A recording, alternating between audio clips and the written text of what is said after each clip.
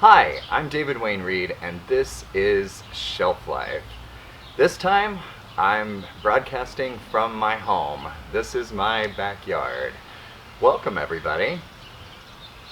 Tonight, our theme is Mother, and we're going to celebrate our origin stories. We're going to be talking about our mamas, those who delivered us. We've got a great show tonight featuring Nora Nneka, Natasha Ria El-Scari, Ashley Parsons, Kristin Nelson, Heidi Deville, and myself. Thank you so much for joining in on this show. In lieu of tickets, I'm asking for donations for a great group called Moms Demand Action, taking action against gun violence in the United States. It's of epidemic proportions. We're dealing with that epidemic while we're also dealing with a pandemic, and that's just a lot of demics that I don't want to have to deal with, you know? So tonight, let's take a deep breath and settle in for some really great stories. We're going to run the continuum tonight. You'll probably laugh, and you might even cry. I'm outside. There's the weed eater. Have a great show. Look forward to seeing you. Be sure to comment in the comments section. And yeah, let's keep the dialogue going, even while we're apart and alone, together.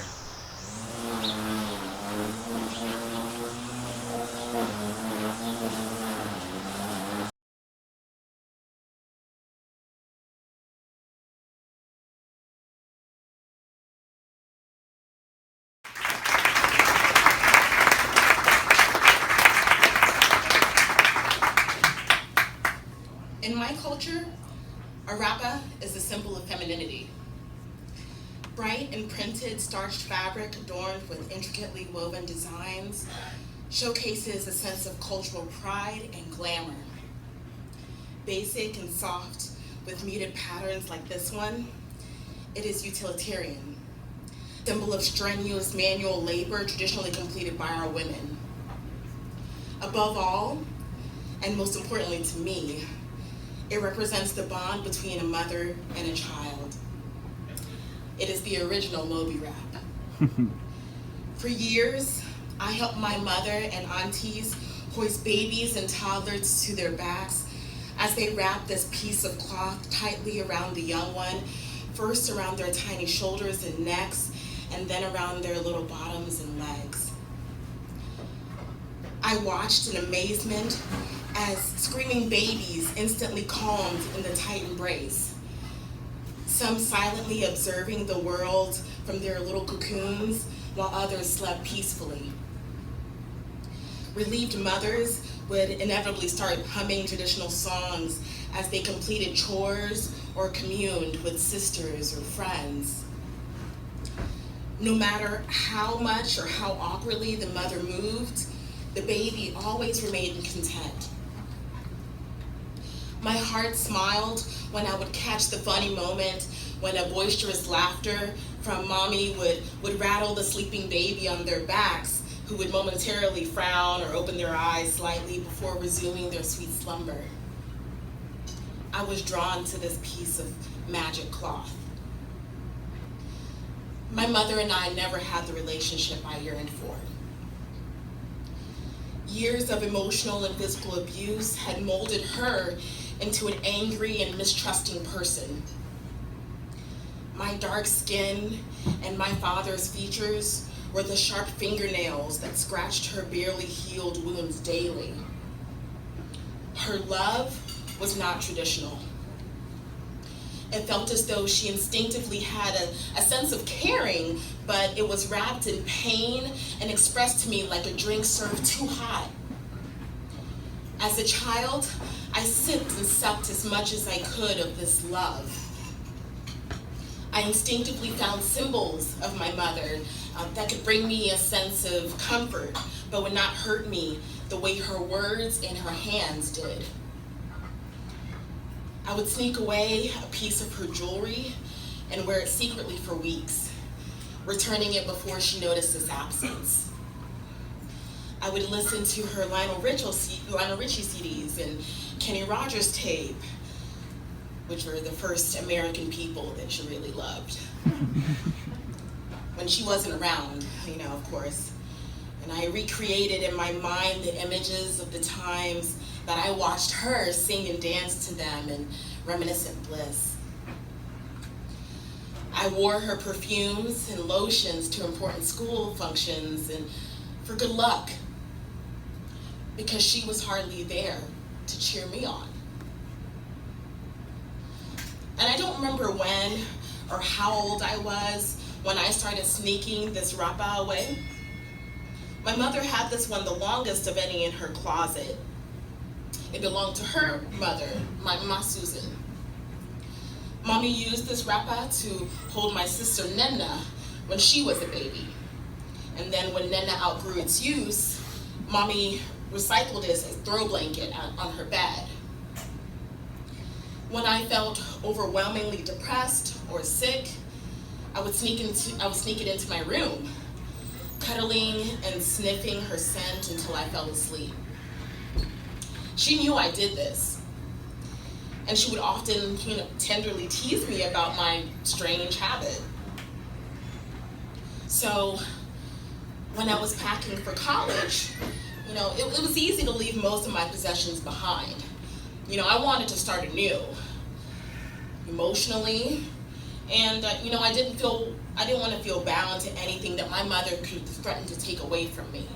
And that was her usual manner of control. So, even though I wanted to relinquish my need for this rapa, I packed it.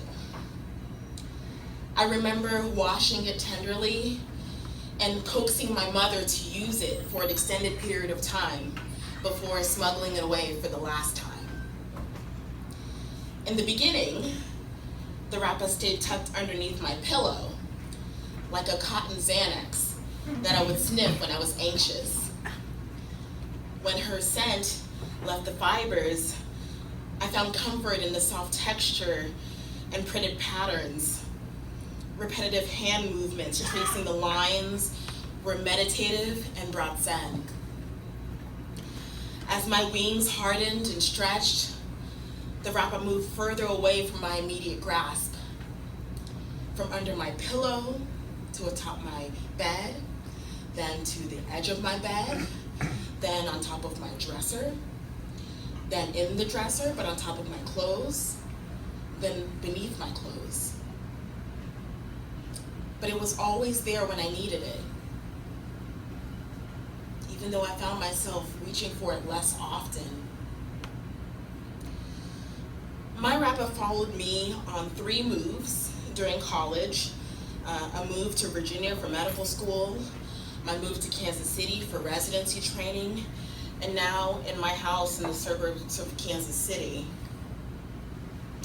My rapa is thin and ratty and ripping along many of its edges, and I really highly doubt that I'll be able to use it in any physical manner without it shredding. But I keep it anyway. Its loose threads symbolize the thread of my maternal DNA. With each generation, a new story has been added to my rapa. It represents so much to me, but also so little. As an adult who has had years of therapy to reconcile my childhood abuse and lingering abandonment and detachment issues, I've started to see it differently. It's as if I held a black light to it and I'm seeing all the secret emotional stains it holds. I feel sorry for young Nora. I wish that she could have embraced her mommy the way that she embraced her rapa. I wished her mommy was there for her the way her rapa was. I wish her mommy brought her the sense of peace that her rapa did. Tonight when I came here, I realized that I had never let anybody touch my rapa. Handing it to David, it was almost, I didn't know how to let it go. No one has ever touched it. But I keep it anyway. So these days, days, Rappa sits in the closet, tucked underneath various scarves and hats, and while cleaning my closet of the heaviest winter clothes to make room for spring, I stumbled across Rappa. I held it for a moment, I folded it tenderly, and put it back in its place. One day, when I bring my own little one into the world, Rappa will awaken from its hibernation. Its story has not ended. My hope is that my child will be overwhelmed with love's embrace. From the arms of loving parents and from the cotton fibers of Rappa. My child will learn to revere Rappa as much as the feminine figures that it has enshrouded. Rappa will act as a key to the room of stories from generations past. This is my one and only Rappa. When David asked me to be a part of this event, he said, okay, dictate it, write it down. These are how many words you have. This is how long it should be. And I was on call in the hospital when I felt really compelled to dictate this story about Rappa. Like a cup overflowing, I just couldn't help myself. Little did I know that evening I would find out that I'm pregnant.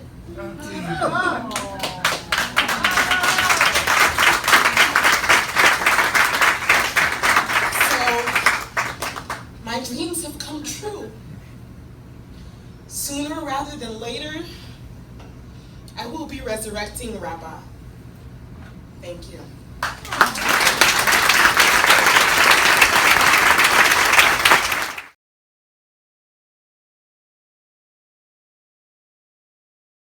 One of the most amazing and humbling things that has happened to me in my time of being an artist is turning into a mother. And so I'm going to tell you a story about this bunny that we call Baby Polly's bunny. But I did title this A Tale of Two Bunnies. It was the best of times. It was the worst of times. It was the age of wisdom. It was the age of foolishness. It was the epoch of belief. It was the epoch of incredulity. It was the season of light. It was the season of darkness. It was the spring of hope. It was the winter of despair. I won't go on, but there were two bunnies and there are still two bunnies. But this story is about this bunny. So I have two girls, and when I'm inspired to purchase an object for one of them, or both of them, I'm motivated by many things. One of them is nostalgia. One of them is their own desire for the object, and another is my own desire for the object. And it is often this last motivation that keeps the item in my hand and puts it in the cart and goes through the checkout line, and it makes that item go into their lives. My own desire leads to fantasy, imaginatively conceptualizing what their interaction with this object will be, how they will love it, how they will destroy it, how they will pine for it, and ultimately how they will discard it. Pauline's bunny is brown and fuzzy with a cotton tail.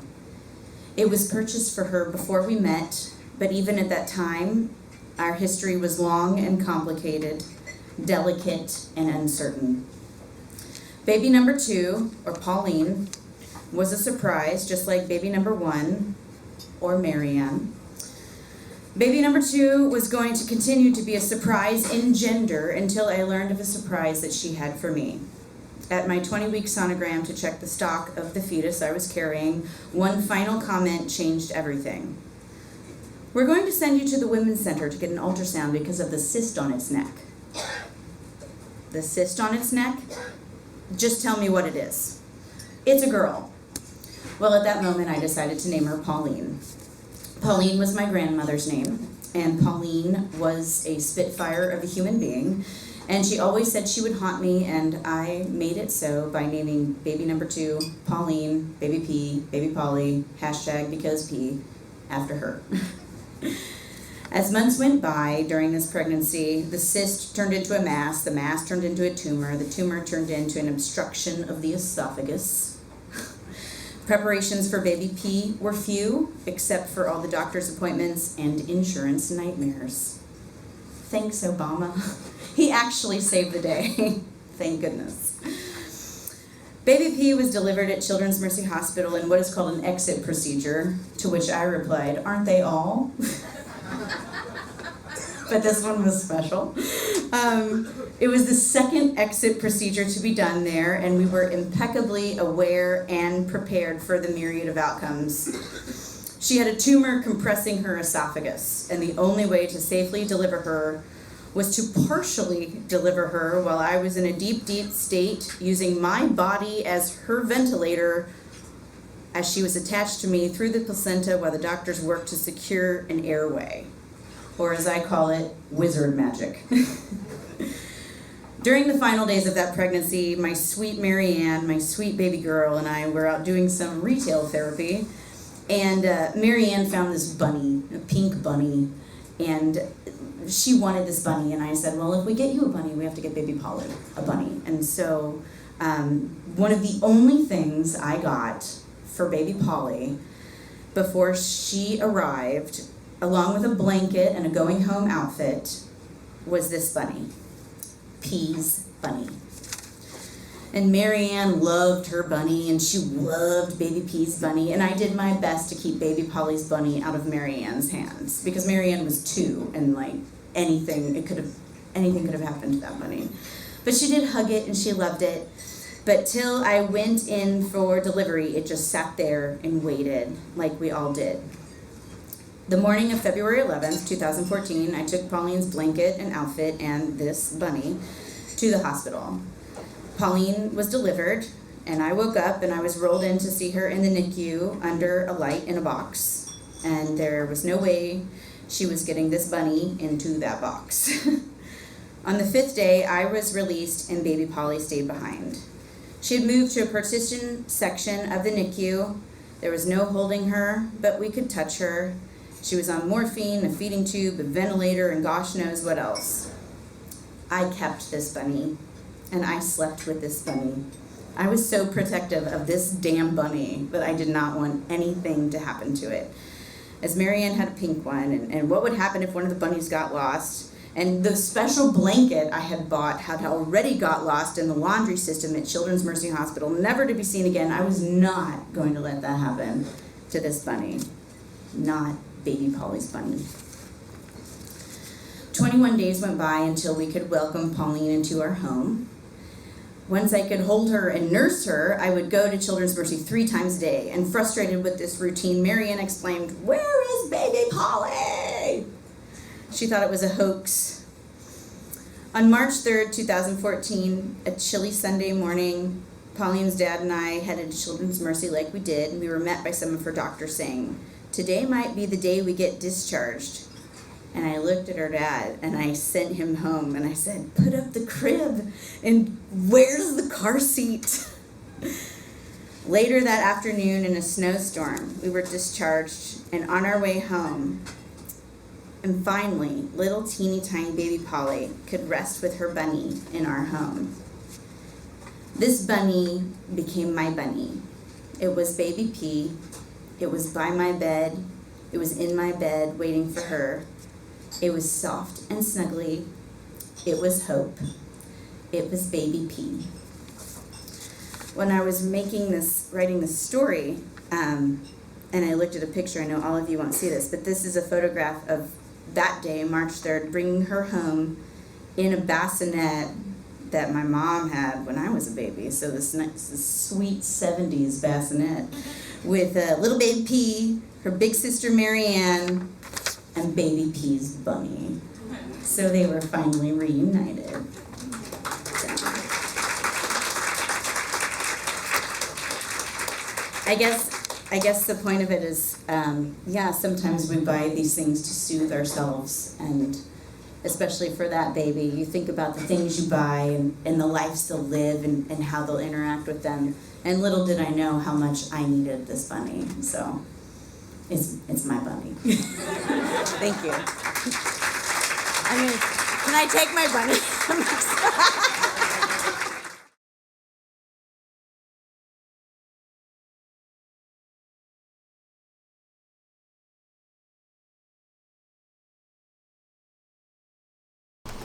It was supposed to be just me and my mom.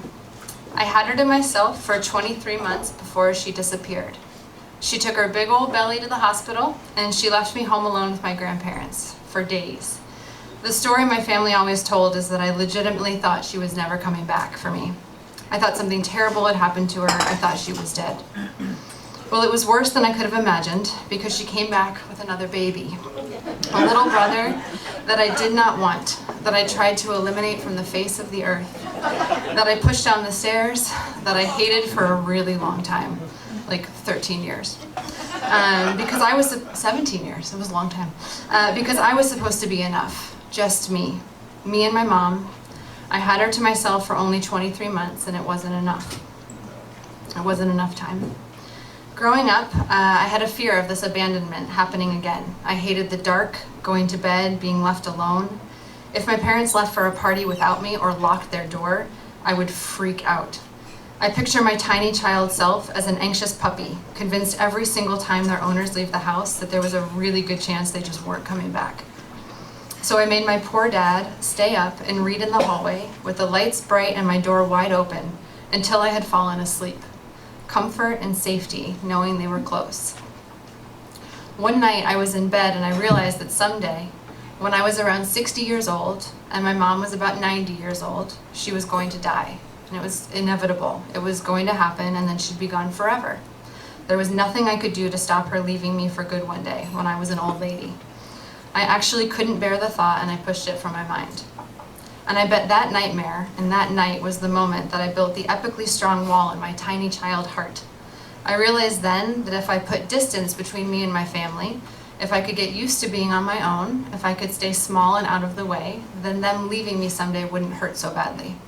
So I changed my mind, and I told my poor dad that he absolutely had to turn off the lights and get the fuck out of the hallway before I could even think about going to sleep. Comfort and safety, knowing they were far away. When I was 13 years old and my mom died, I wasn't there. I was still far away. From the time she got sick, I was 10 and my brother was 8. I did anything I could to escape, to be somewhere else other than home. Because home was awful, home was scary and lonely, home was pain, home was too much to bear. Because home was where my mom was, and my mom was dying a horrible, painful death. She had a tumor right here. I guess it's your sternum. But when I put my hand there, it feels awfully close to my heart. You could see the tumor from the outside, it was so big. And if you think about this tumor growing and pushing on bone and on heart and on lungs, you'll understand that at the end of her life, still in our house, the only position she found comfortable was sitting on a chair, bent over with her head on the bed, so she could look at the TV or out the window to see the trees. So coming home from school each day became a pretty traumatic experience.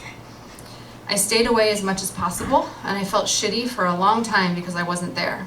Not there for my little brother, not for my dad, not for my mom. She would ask me to do something easy like fold the laundry, and I'd get really pissed off. I didn't want to be there, and I didn't want to show her love. I didn't want to care for her. I abandoned my family, and I know I was only 13 years old, but for 21 years I felt guilty because my inability to show up for her when she was dying meant she died without knowing how much I really loved her. It always felt too late to hug her, to cry in front of her, or to break down in front of her, to tell her not to go, even to talk to her. It just felt too late. This year, at the age of 35, better late than never, the guilt feels like it's nearly gone because of this object. I'll hold it up.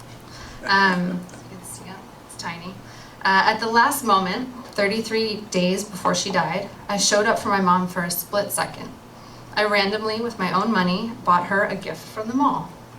It was this customized hanging slate sign that says, "Happy Mother's Day, 98, love Kristin.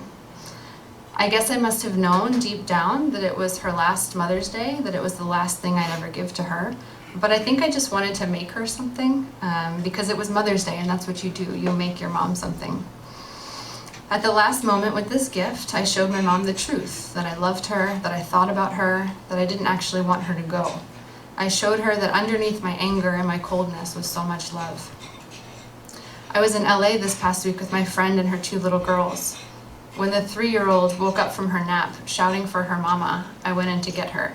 And I told her not to worry, your mom just ran out quick on an errand. And she looked up at me and said, Mommies and Daddies always come back. When my mom died, I had to pretend I didn't love her. At her funeral, I was totally fine. I played and laughed with my cousins. At school, I liked one-upping people with my ability to obsessively study and be perfect. I had to keep moving, I had to succeed, I had to be good, I had to stay focused. Because if you stay numb and you don't admit how much you love someone, then you don't have to feel the entirety of that gaping black hole in your heart that never goes away. It's overwhelming, it's terrifying, it's dark, and it's too much for a child. It's too much for anyone to confront head on. So for 30 years, I pretended it didn't matter to not have a mom. I don't need one of those. I'm fine. Only 4 years ago did I start to look inward and heal. 4 long fucking years of brutal work. Grief and guilt and shame and loneliness and sorrow and so much darkness. But it was just this past year at 34 years old that I finally felt anger for the first time. And for context, I am not an angry person. I avoid conflict at all costs, and I've never really been in a fight or an argument with a loved one, which I know is strange. So it's rare. So it took me a long time to feel anger at the fact that she had to die. And not only that she had to die, but that she went quietly, without a fight, without fighting for me, which means I wasn't worth it. I feel this way because my mom decided through research, a ton of research and intuition, that her cancer was too advanced and too aggressive to warrant treatment. She was convinced that the chemo and radiation treatments available in 1998 wouldn't cure her. She believed with her whole being that treatment would only leave her sicker, weaker, mentally slower, fatigued, and a burden on her family. So she declined, and she stayed home. And until this year, I was convinced she had given up and left me behind. It turns out she fought like fuck. Can you imagine knowing with complete confidence that you had a disease that could not be cured? You're not getting better, you're going to die. You're 43 years old and you have a husband and 2 babies that you're going to leave behind. She could have struggled against cancer, put up a futile fight, trying any medication, surgery, or treatment the doctor suggested, getting weaker and weaker each time, deteriorating, leaving her family to watch cancer consume her entire body, all of her bit by bit. Her body would have become a sea of cancer, with the light of her growing dimmer and dimmer each day. But here's what she did instead. She tried to heal herself where she knew medicine would fail. I like this quote a lot. All of Western medicine is built on getting rid of pain, which is not the same as healing. Healing is actually the capacity to hold pain. And man, did my mom heal. She held space for so much pain. She was so fucking strong that she didn't take a single Advil to ease the pain of cancer eating through her chest. Also that she could stay mentally aware, clear-headed, awake, strong, alive, fully conscious, and healthy but for that cancer. That cancer was just a tiny, shitty part within the sea of badass that was my mom. She was fucking brave, man. She let me distance myself because she knew it would break me if I didn't. She knew I had to escape her death in order to survive it. She knew I would have been destroyed if I faced the fact that my literal worst nightmare had come true 50 years earlier than I even thought was possible. Because she knew me. She knew me really well. She knew how much I loved her. She knew my selfishness was survival. It was turning off the pieces of my heart that needed her, that relied on her one by one. I turned them off. I became self-sufficient, okay without love, dead inside, because 13 years wasn't enough time. She saw it happen and she understood and she let me go.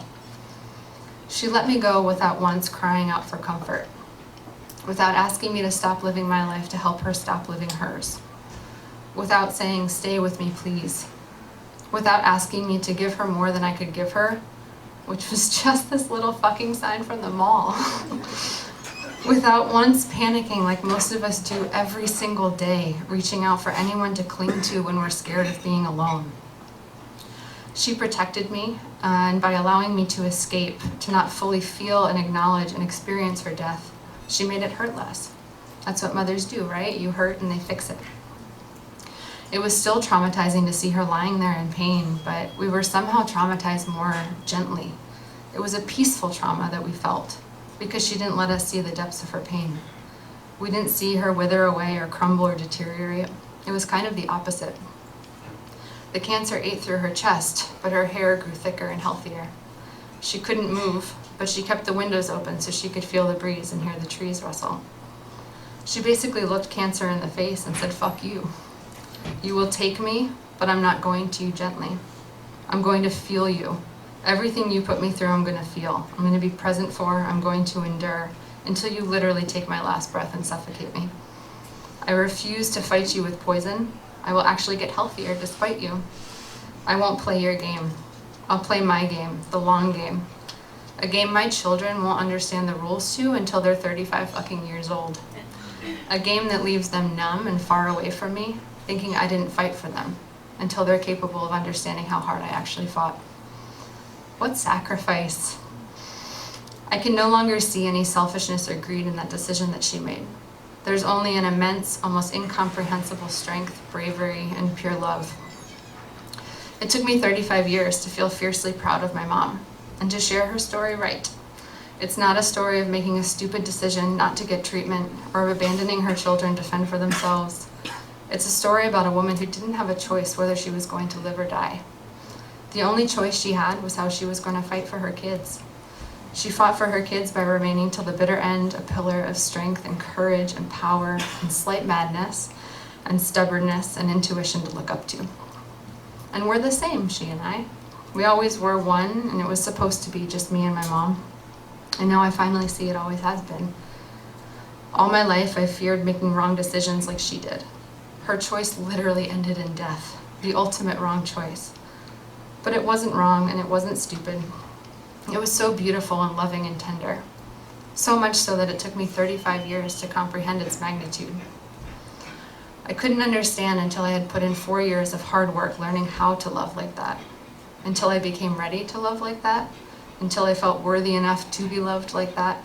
I didn't think I was worth fighting for. I thought she needed more than me when I was 2 and she had my brother. I thought she left me when I was 13 because I wasn't worth fighting for. But now that I can see my own worth, I can see what she was trying to show me this whole time. That this object isn't the one thing that proved I had a heart amidst a sea of shitty things I did while she was dying. This object represents the sea of good and love that's always been within me, despite the one shitty thing that happened to me when I was little. Thank you.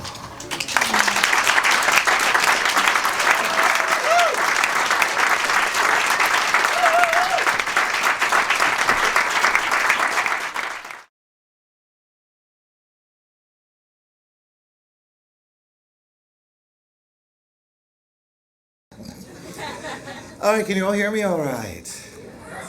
All right, well, I am Dee Dee. Hello.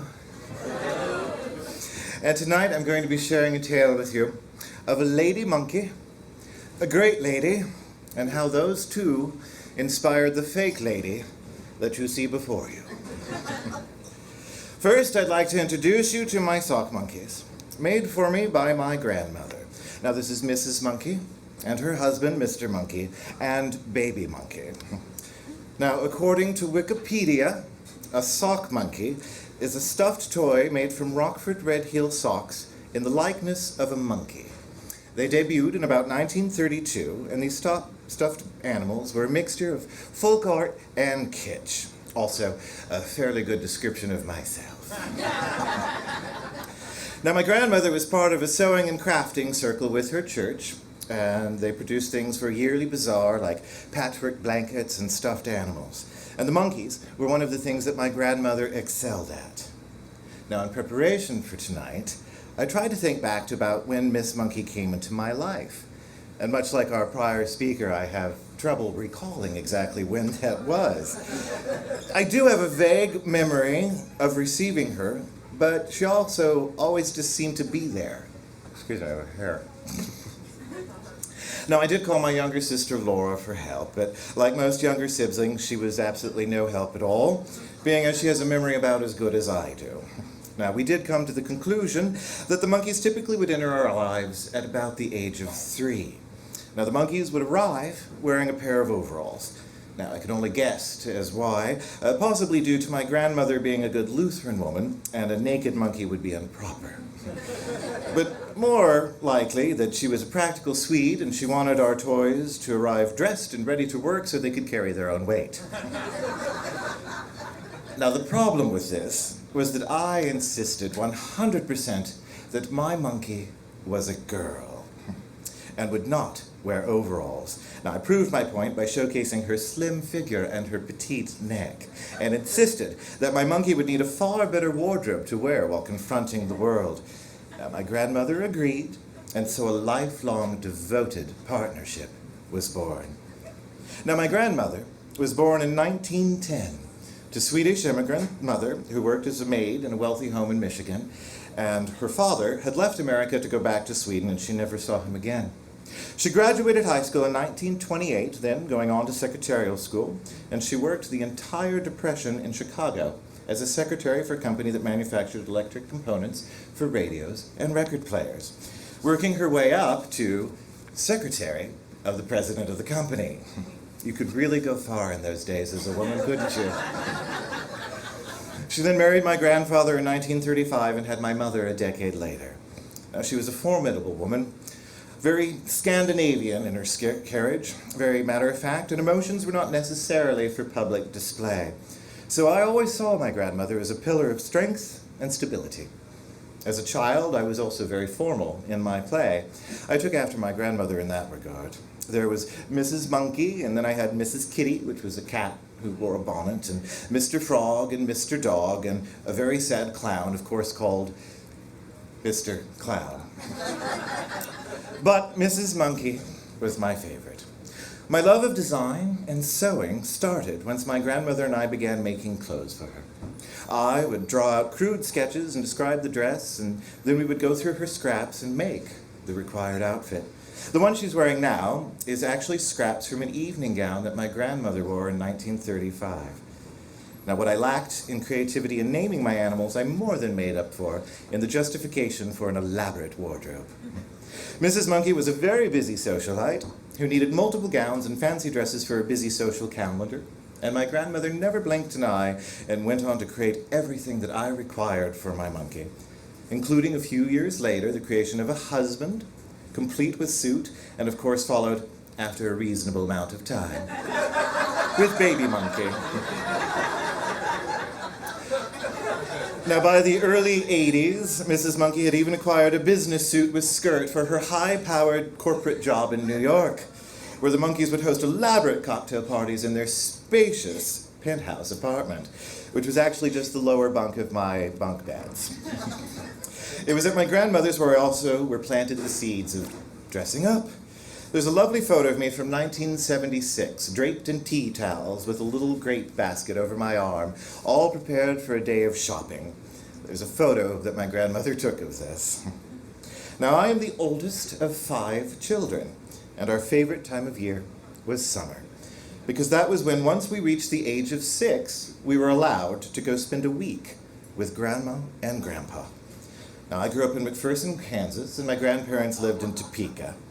So every summer, there would be a couple trips to Abilene, where there was a very low-rent version of a hostage exchange.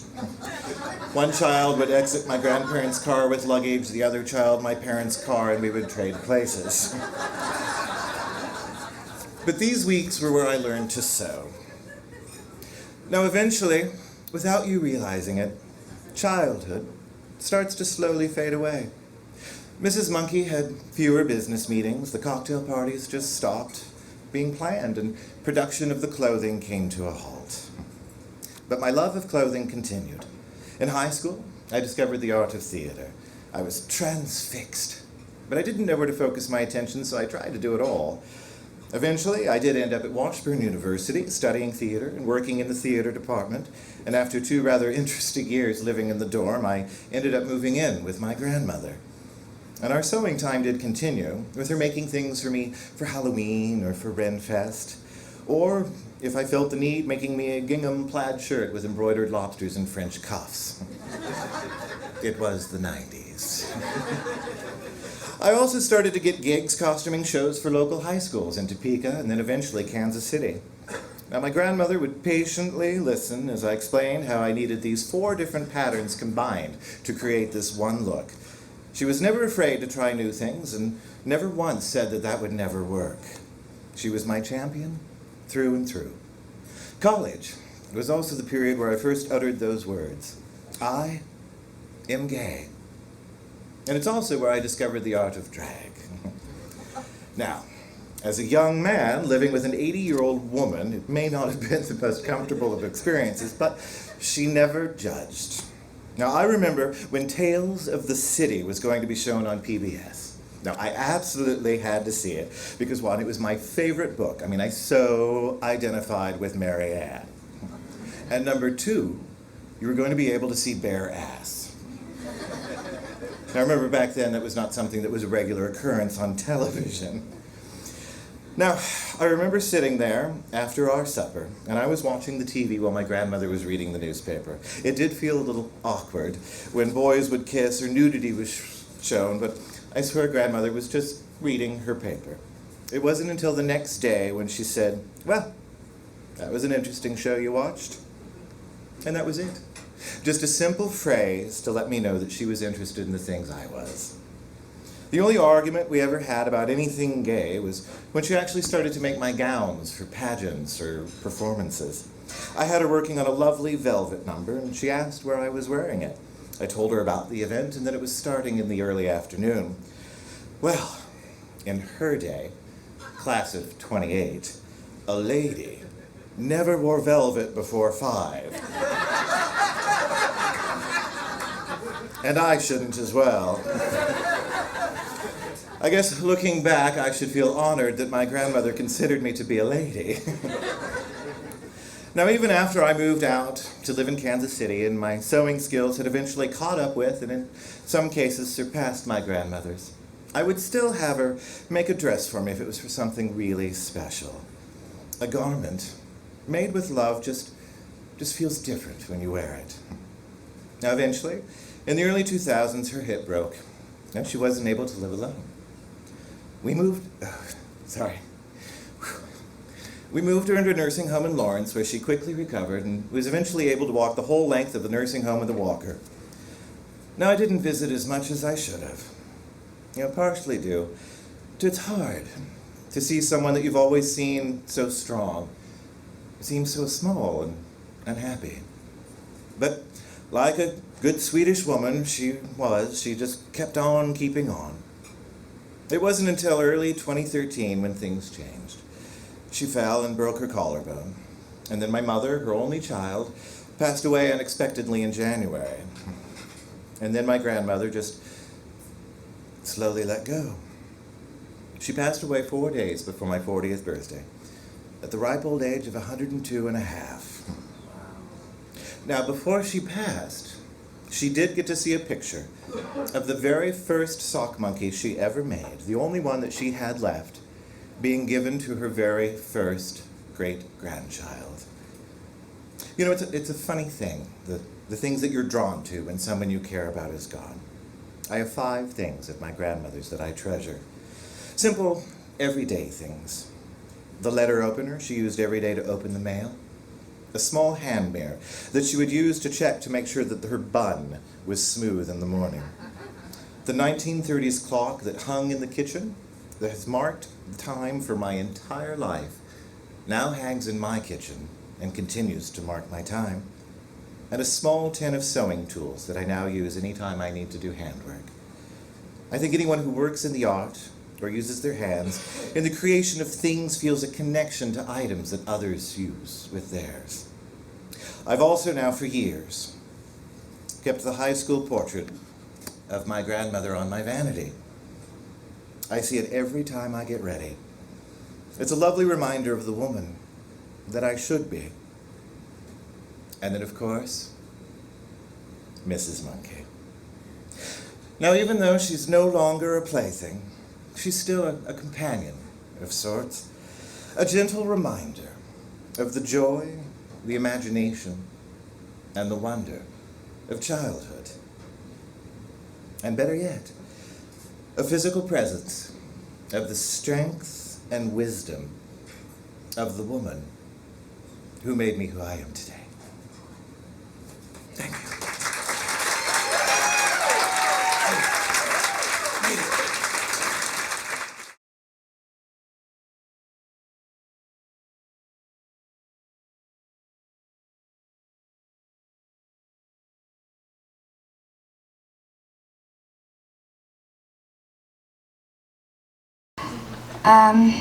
At night, I sleep next to a baby monitor. My husband and I bought it at Target. As soon as we knew that there would be another baby in the house, our third. The first two came the traditional route, signing a 9-month lease in the apartment of my womb. Every week I would get an email saying how the baby was growing. Like, your baby is now the size of a pea. And then, your baby is now the size of an orange. I wonder why they always use produce. I could feel them rolling around inside of me as they grew until eventually they were big enough to live in this world. I had zero interest in staying pregnant, and somehow by the miracle of life, or like actually the fucking warrior power of a woman, yes! I would give birth to a human watermelon through a hole the size of a grape. I did this twice, 18 months apart. As difficult as labor was, and it was difficult. I mean, we're talking over 24 hours of natural childbirth here. Like, I groaned like a wild bear in heat. I think at one point, babe, didn't I like climb the walls with my fingernails? Never touch the wallpaper in the birthing suite. But even after all of that pain, there would be this miracle that would happen. And as that wet human thing fell out of me, I could feel all of the love in the universe expanding, bigger than I thought it could be. And I looked at them and I knew they were mine. With baby number 3, things were different. My belly didn't grow, at least not from anything besides an excess of Indian food buffet. And there were no produce emails, just one email from a social worker. Emergency situation, premature African American baby boy in the NICU at Children's Mercy. I opened it and I read a laundry list of medical diagnoses that I knew nothing about. A brain surgery he had just survived, promise of more upcoming brain surgeries, and a call to action. We need an adoptive family here immediately. I scrolled to the bottom, and there he was, my 2.5-pound future son. The picture was the size of a postage stamp, and he was barely bigger than a pigeon, with tubes and wires coming from his body like octopus legs. But it didn't matter because the miracle happened again. I looked at him and I knew it. So I stood in the store, causing a traffic jam, looking at my phone and blurted out the words, "That is Zion." So I grew up a missionary kid and pastor's kid. Double whammy, okay? We don't have time. But as I've grown older and kind of thrown out some of the toxic religious bathwater that I used to swim in, I still always loved that name, Zion. In the faith of my upbringing, it was the name of the mountain or the place where God dwelt. It was also the name of Lauryn Hill's best song on her Miseducation album in '98, okay? So, and every time I would hear that chorus, now the joy of my world is in Zion, something lit up inside of me. And that, along with this image of a place where there was just light and love, it was almost too much. It was like the end of The Lord of the Rings, where everything sad will become untrue. My Zion never made it to the size of a watermelon. He came out at the eggplant phase, 2/3 cooked. His brain hemorrhaged, and he suffered lasting damage from the trauma. The doctors tried to warn us that first day as we stood next to the incubator, alarms going off on all of the machines, and they had to talk over them. He will probably never walk. He will probably never talk. He will not laugh. He will not understand you. He may not even make it out of here alive. You really don't have to do this. He can just become a ward of the state. We are on that track anyways. They didn't get it. They didn't understand the power of a love that is bigger than logic. I told them that no matter what kind of life he would have, he was going to be having it with me, with us, and I would fight for him every step of the way. Then I reached my arms out, and the nurse placed his endangered, wire-covered body into my care, and I unbuttoned the top shirt of my button and I slid him in skin to skin. And just like that, all of the machines went completely quiet. He breathed deeper and slower, at home again, or maybe for the first time. So we spent days turned to weeks in the NICU, just like that, me and Zion, his tiny body breathing along with mine, our skin exchanging warmth and oxygen. As I rocked and sang to him, I told him stories about the world outside and what it was like outside of the hospital. There are trees and oceans and mountains and like these bird animals. They look kind of like you and they fly. Then I told him stories about his life. He was going to love it. One day he'd get to come home and play with his brothers, and oh my gosh, they are just gonna eat you up. I told him he'd learn to run and to wrestle, to make believe and make friends. I told him he was going to love birthday cake and Christmas morning. That someday he'd learn to ride a bike, his daddy's strong arms holding onto the back so he didn't tip over. I told him his name. I sang it over him. Said, "You will grow big and strong. You will do great things." And together we would just rock back and forth like two stowaways out on an ocean on some grand rogue adventure. The baby monitor and my baby are now 8.5 years old.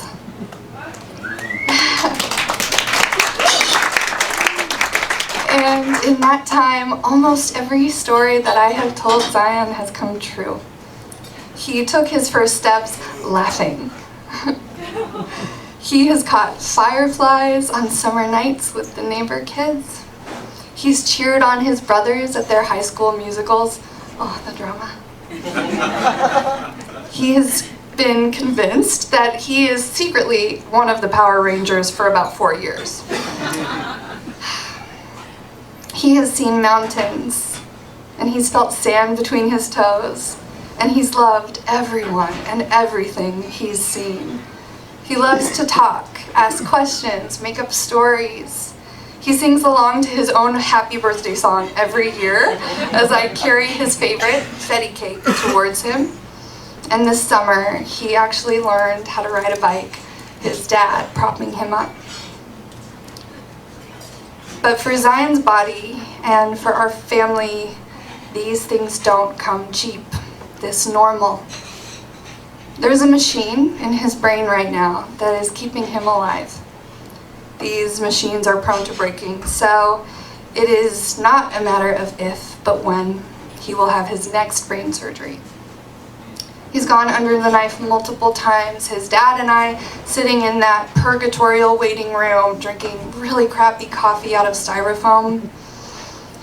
His premature lungs developed severe asthma, so he has medicines multiple times a day just so he can go to recess. In order to see, he's got these precious thick Coke bottle glasses that magnify his wet eyes so wide that they go from rim to rim. His mental disabilities have held him back in school. The brain damage led to cerebral palsy, which meant that for him to have that bike ride, he had to go through years of painful therapies like braces, Botox in his muscles, and casting. The brain surgeries led to epilepsy, so every time he has a seizure, we know that he's going to go unconscious and stop breathing, and I will have to do CPR again on my son's body, breathing into his lungs. So that's where we live every day, at that intersection of life and death, where all the terrible things and the beautiful things just kind of spoon.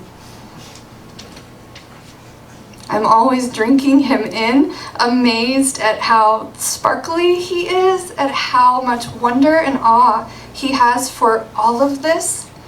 And then at the same time, I'm silently grieving what could happen.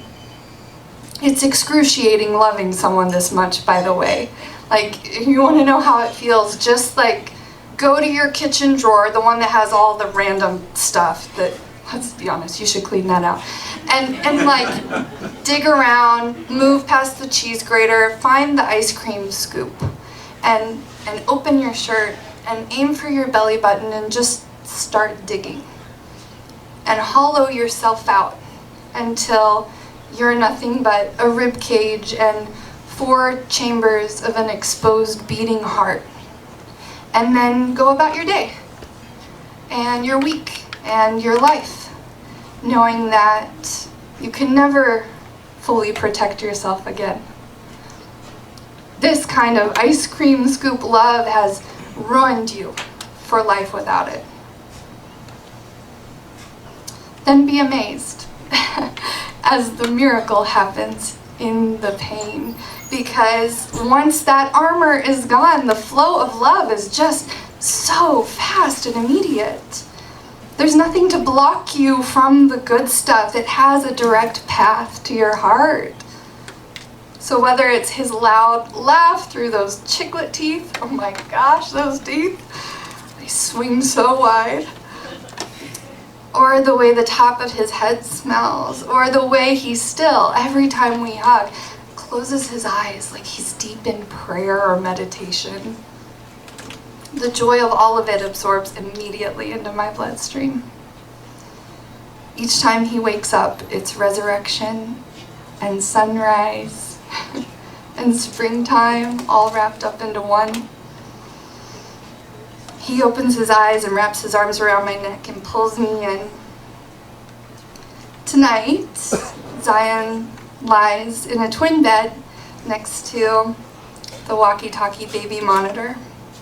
There's a machine attached to his right foot to read his heart rate and the level of oxygen in his blood, in case any of his multiple issues try to take him down in the night. Without warning, the oxygen could, and often does, drop, and the siren will start bleeding at me through my end of the monitor. And I will jump up and sprint, I am not a runner, and sprint down the hall to his bed. And I'll find his body and wrap it up in my arms and say, "Zion, breathe, love." And he'll gasp. And I'll roll him over onto his side in the bed, and he'll reach his hand back like this, my invitation to come in. I'll climb in under the blanket and I'll rest my hand over his heart so I can feel the thump and the cool, repetitive exhale of his breath on my hand. And I'll stay there as long as it takes waiting for daylight. Thank you.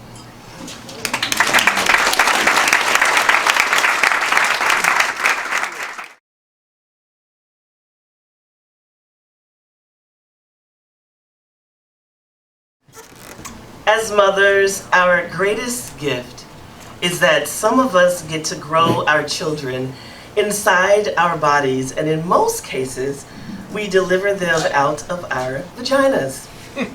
Birthing and lovemaking are similar in their intensity, angst, and ultimately love. Yet, when it comes to teaching our children about the power and beauty of lovemaking, many mothers fall short. Once I used everything inside of me to push my son out into the world. They placed his wiggly, wet body on top of my nude body. I asked the midwife if I could kiss him. She responded, "Of course you can. He's yours." Like most of us in this room, I have had some amazing and mind-blowing sex. And then I've had some that I was like, oh, this is less than mediocre. When I found myself in these moments, I immediately thought about one thing. Why hadn't anyone told you how bad this was? And what did your mother teach you? I was annoyed, but I also had so many questions. What are we teaching our sons about love and lovemaking? For all of my children's lives, I was intentional about making sure they were around love, lovers, and saw appropriate intimacy. Although I've been divorced for the majority of their lives, I allowed them to be a part of my dating life too. Their opinions and observations were honored. In exchange, we talked about what they liked and what type of partners they wanted. After a conversation on March 13th of 2019, my son was celebrating his 20th birthday. We laughed, we talked, we told jokes, and we talked extensively about sex. Then he encouraged me to write this book. He says, "Mom, you really need to write a book," as we cracked up over the phone. And he said, "Name it Mama Sutra and thank me later." Men. During one of his breaks home, we gathered at a coffee shop for 3 hours and we reviewed everything. And we laughed and we talked, and he says, "Mom, you have to include this, include this." So I wrote a book in 4 sections because I know men don't like chapters. They're intimidated by those things. So it's all the kind of stuff like Black love and liberation. It's practical stuff, it's like nitty gritty, and it is all about a life of love. If, as mothers, I believe I am a hardcore Black feminist, and I feel like that's the one thing we've been missing in feminism. We have to teach these men how to fuck. So, I'm gonna read, so this is supposed to be like a 25-page book. And then look at this shit, right? Baby, I got started, and let me tell you. You know, we talk about protecting our Black sons from all the things in the world that are so rough. And then we forget to tell them about the beautiful things, the things that matter, and the things that help us to deal with the rough in the world. And that the personal is political. So I'm gonna read from a couple of sections. Lovemaking is an act of social justice. One of the early poems I taught myself to memorize was Mother to Son by Langston Hughes. It wasn't about sex at all. In fact, it was just a specific and shared experience about what it is to be African American in this country across generations. It was Hughes's voice and the voice of mother, woman, not only warning her son, but also encouraging him. It was really a call to action to never give up and to never quit. Imagine our brutal entry into this country, all the atrocities that we endured, including forced reproduction, placed upon us as if we were actual chattel. Although I don't have documented accounts I can refer to, I am certain that lovemaking is what saved us. I believe it sustained us and reminded us that we are human, even though all that was around us said otherwise. In the brief and intimate moments, I imagine we chose. Our sacred lovemaking served as a catalyst to freedom, and that each time we engage in it as descendants of Africa and of the slave experience, we are giving honor to ourselves and our Creator. Because of this, I am clear that lovemaking is an act of resistance and personal social justice. Every time we say yes to the arms of each other, every time we allow entry, breath, sweat, and oneness, we are saying yes to Black love and the Black family. We have the power to choose our lovers, our beloveds, and our life partners. Honor your ancestors well.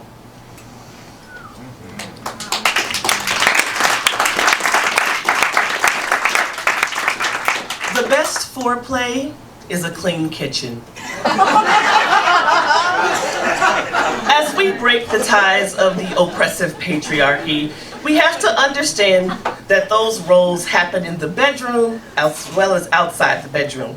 If you desire a woman who does it all, know first that she doesn't exist because she is just human, just like you. But if you want a woman who can give you her best self, there is some groundwork that needs to be in place. Many women are taught, like me, that having everything in place, dusted and clean, is what a man wants. But the truth is, often he wants someone with enough energy to make him feel desired. For many women, the desire for intimacy comes once you feel like you have it together. You will need to find what her together means. But for me, it is a clean kitchen and/or completed laundry. Complete chores allow a woman to release domestic expectations, which are ridiculous but necessary, whether she has children with you or not. If you want a night of lovemaking, you will need to exchange that time, hour for hour, with a chore completed. Right? Think of what takes place in an hour sexually and through chores. So, cook dinner, run the dishwasher, vacuum, dust, empty the trash, whatever you can squeeze in an hour. And don't create an expectation of sex, but instead create a space for it. These duties should also be performed without a desire for intimacy because it should never feel like quid pro quo. Even if you do chores, she doesn't owe you anything, but you are creating the scene or the opportunity for an accepted invitation. I will discuss more later about giving and receiving, but right now I want to make it clear that you must find out what her clean kitchen is. If you are a dutiful partner or lover, you will know what needs to be off her plate in order to get closer to what you desire.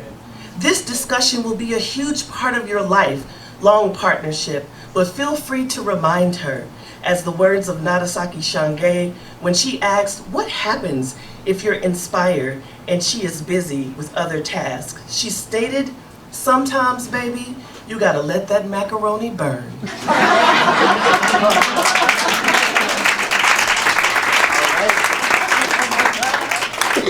Anal sex. Jump on in, Natasha. Before you share an anal play, you must first honor the vagina. My recommendation is to wait until you are very clear what works vaginally before moving to anal sex. It requires a finesse that takes time and understanding, but also patience and technique. I've got some great news. You can also enjoy your anus. You are not gay if you enjoy your anus. There is no assigned gay body part.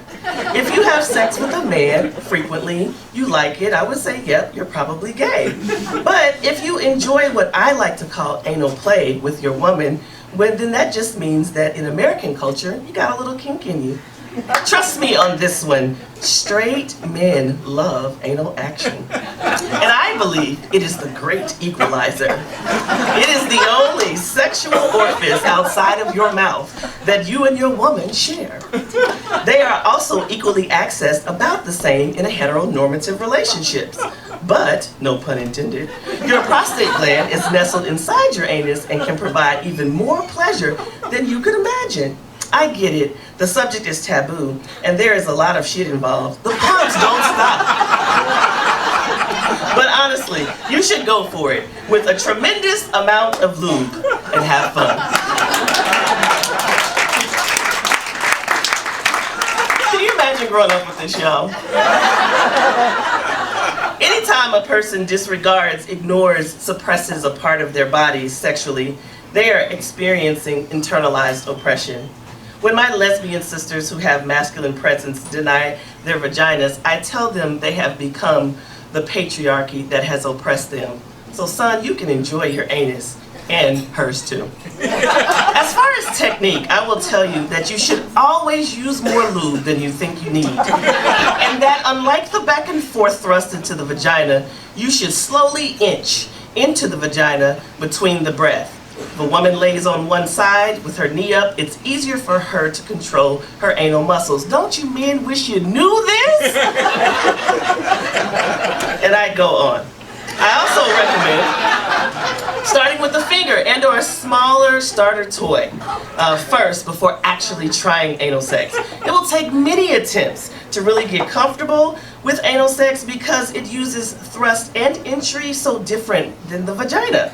Experiment with various lubes and get comfortable.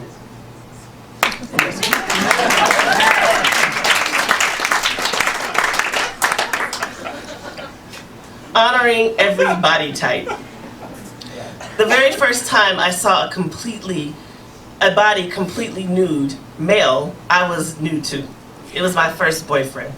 We took our clothes off one article at a time, with him going first, and he was eager to do so, until we were completely nude. We examined and looked at each other, asked each other to turn around, and literally stood there just to look at each other, lifting each other's arms, smelling each other, pulling each other's parts, and exploring. I remember blurting out, "You have stretch marks." And he responded, "Well, I grew really fast." I didn't know boys had stretch marks. He says, "Well, that's where they come from when you grow fast." I just didn't know. I didn't even know to ask. I had only heard women talk about stretch marks, and I loved the silver shimmer on my mother's belly, but I never imagined them on a male in multiple places. After I explained to him I wasn't judging him, we continued to explore, and I even showed him my stretch marks in the same place. That day we didn't do anything sexual, but we were both aroused. It is an experience that I hold dear and sacred because neither of us was under the pressure to do anything. We had established before we took our clothes off that we would simply look at each other, and we honored that request. The early exploration taught me how to honor each and every body I come in contact with, and I am grateful that I did.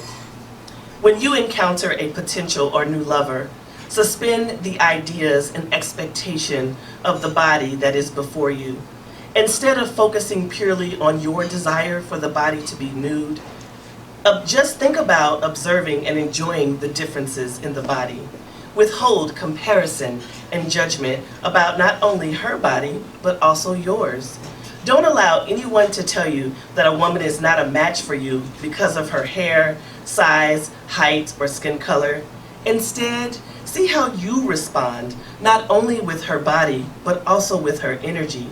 Avoid comments like, "You are thick for a skinny girl," or "You are flexible for a big girl," or "You have a booty like Serena," because all of those things can really ruin a moment. Never bring up another woman as a compliment because it isn't a compliment. Comparing a woman to a celebrity might seem like a compliment, but it really isn't, and especially as she is standing before you nude and simply as herself. It is the highest vulnerability a human can have outside of the need for medical care. Instead, make affirming comments about her body, particularly if it is a part of the body you enjoy. those are mountain climbing legs, or you are so smooth and buttery, or simply you are beautiful. Keep your comments genuine and loving with the idea that all living beings express more when they feel safe, loved, and beautiful. Your mission, should you accept it, my charge to you, son, is that you will take this book and pass it on to all of your friends, your mentees, even your elders.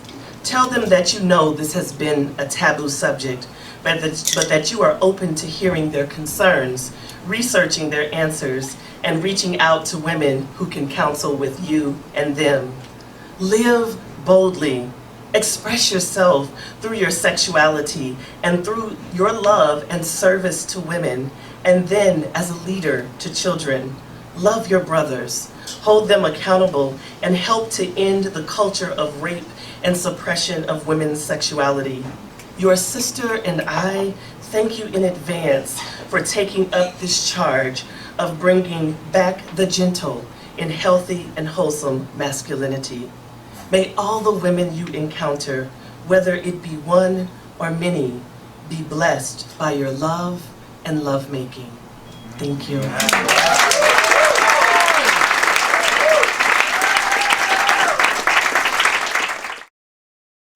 My mom was the eldest, and she was the only one to marry or to have children, and I'm my mom's only child. Therefore, I was pretty spoiled. On weekends through my childhood, when I didn't attend country dances or square dances with my parents, I would be dropped off at my grandma's house and stay Saturday nights there before going to church on Sunday mornings and then being picked up. Grandma Prettyman's house was this wonder to me. It was small, no more than 800 square feet, and it somehow contained 3 bedrooms and 1 bathroom. And this is where my grandma lived with my 2 single old maid aunts, who loved me as their own son. And this house was always abuzz with crafting or quilting or the hum of a sewing machine or playing records and dancing. There were a lot of closets, and I was into everything as a kid, always looking to go into the closet. Ironic, right? But in these closets they were stacked full with these boxes, and they were just teeming with everything. I always wanted to get into those boxes, but I never could. But I would later, much later. Grandma Prettyman died 30 years after Grandpa in 1996. She was completely self-sufficient. This was a homestead run by women. It was so incredible to be a part of, and when Grandma died in 1996, things really changed. And then Aunt Patty had an asthma attack. She woke up to an asthma attack and she died after 5 consecutive heart attacks and becoming a vegetable.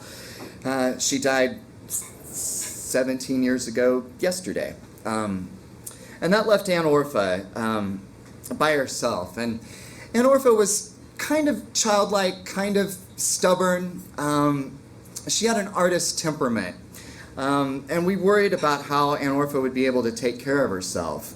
And luckily, because of my mom and other family members, we were able to help her as she battled diabetes. She survived cancer.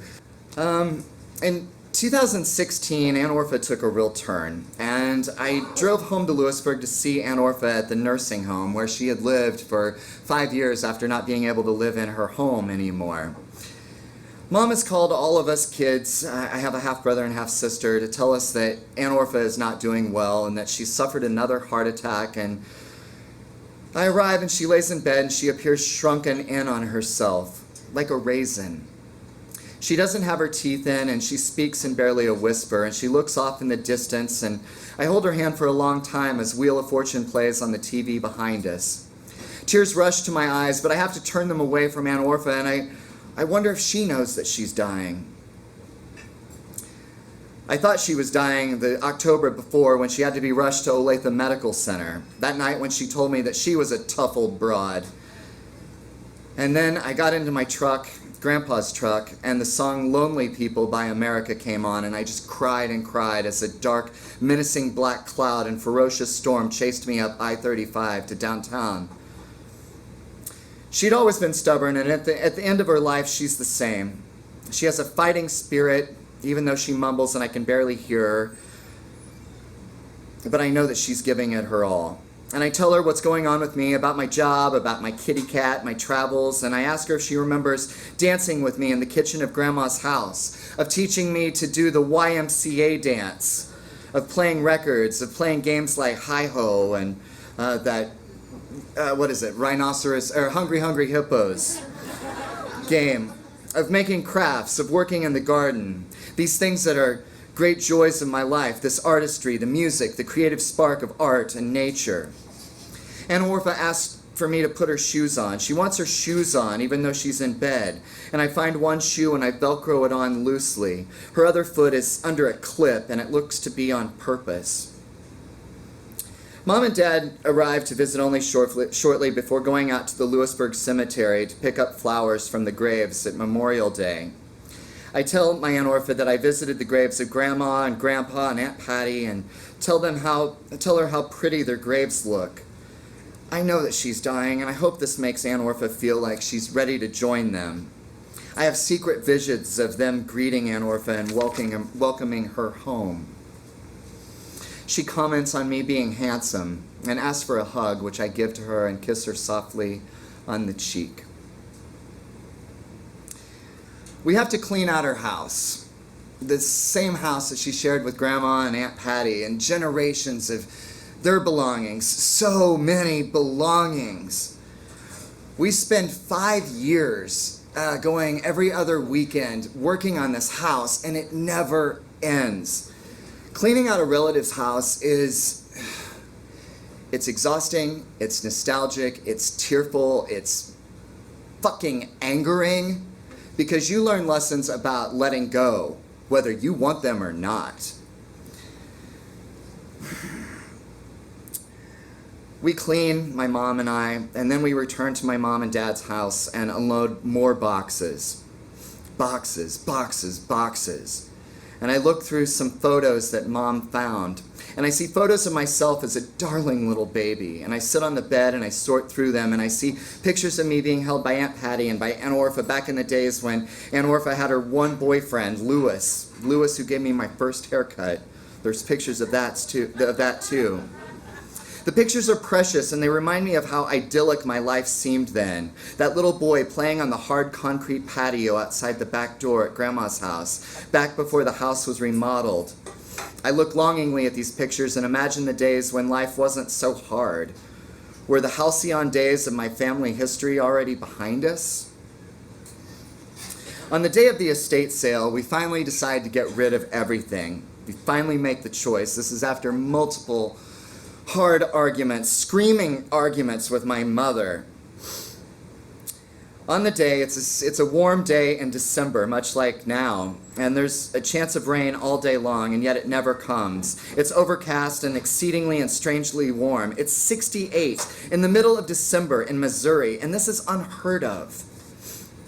My second cousin, Kirk, leads his auction crew, and they carry out all of the belongings onto the yard and put them on tables that they have lined up. There are, it seems like hundreds of tables. Furniture sits on the front porch, and also on the back porch there are also 3 gooseneck trailers full of belongings in the back of the house. The Westline Christian Church serves hamburgers, hot dogs, and pops from the garage. It's also impersonal, this auction process. Some items bring more than others, and people find pictures and family heirlooms in some of the boxes that they have received and have the courtesy to return them to the family. Thank God. I've never bid in an auction before this one. It's my first time, and it's a wild process, even though there's so much to go through. In fact, the auction begins at 11 a.m. and goes right up until 5 p.m. with no break whatsoever. I see faces from when I was a little boy growing up and spending Saturday nights here with Grandma, Aunt Patty, and Aunt Orpha. I remember these faces from church, people who have grown old and haggard, whether by time, myself included. I see Bobby and Sheila and Kay. I see Kelly, who I grew up with in high school, and I see that she's there with our friend Heather's daughter, Jada, and then Jada's daughter. It's so wonderful to see Kelly, and it's been years, and I just stand with her and joke and talk like no time has passed, even though so much time has passed. We spend our time huddled around the trailers, bidding on boxes, and by the time we get around to the back, boxes are going for $1, $2 a box sometimes. Even sections of the trailer are sold for pennies on the dollar. Some of the stuff can't even be given away.